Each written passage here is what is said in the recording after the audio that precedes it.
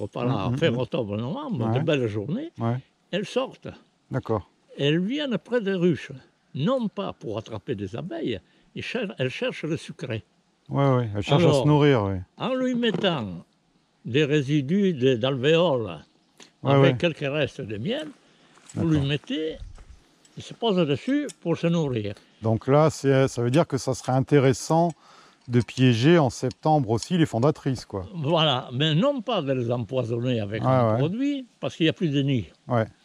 Mais je les tue directement à la raquette de Ah, vous les tuez directement à la raquette. Chaque femelle éliminée, ça fera un nid de moins la saison suivante. Bien sûr, Et il se produit la même chose au mois d'avril. Quand elles arrivent, elles sortent de l'hiver, elles viennent chercher autour, parce qu'elles sentent vous savez comment ils font à trouver les ruches. Ils suivent les abeilles, quand elles rentrent, les abeilles... Oui, c'est possible. On ne sait pas trop, en fait, si c'est des phéromones qui marquent la ruche. Moi, ce que j'ai remarqué, dans le Var avec les frelons européens, quand il y a des gros orages, le rucher est tranquille pendant une journée ou deux. C'est-à-dire que les ruches sont lessivées. Alors, est-ce qu'ils mettent des phéromones pour marquer la ruche, pour que les hôtes viennent plus facilement? Je sais pas, même en suivant tout simplement les abeilles.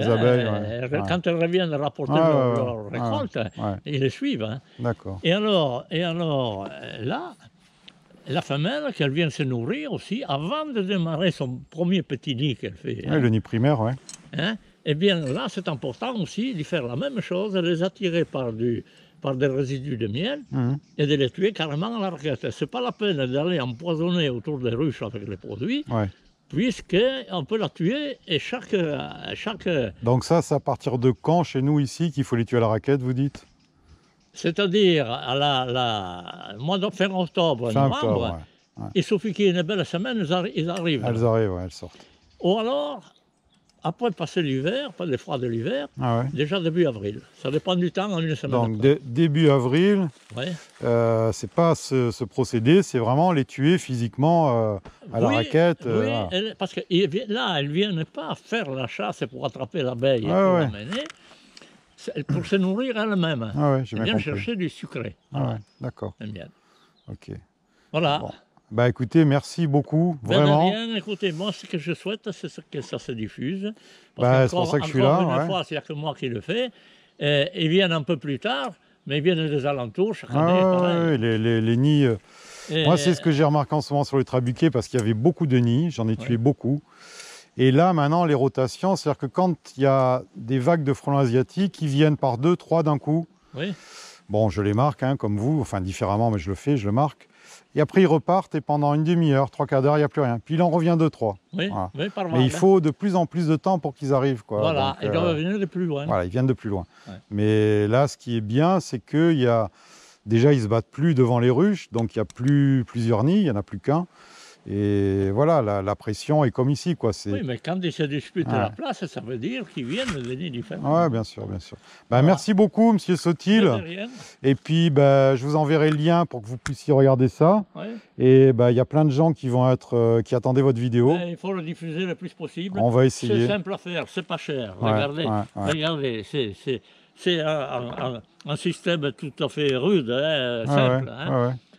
Mais c'est pratique, pourquoi?